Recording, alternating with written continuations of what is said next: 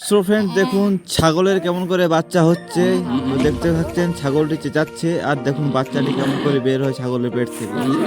দেখুন প্রথমে মাথাটা বার হবে, তারপর আস্তে আস্তে পাগুলো বার হবে। এই দেখুন মাথাটা বেরিয়ে গেছে, এবার পাগুলো বেরিয়ে যাবে। দেখতে পাচ্ছেন? দেখে নিন কেমন করে ছাগলের বাচ্চা হয়।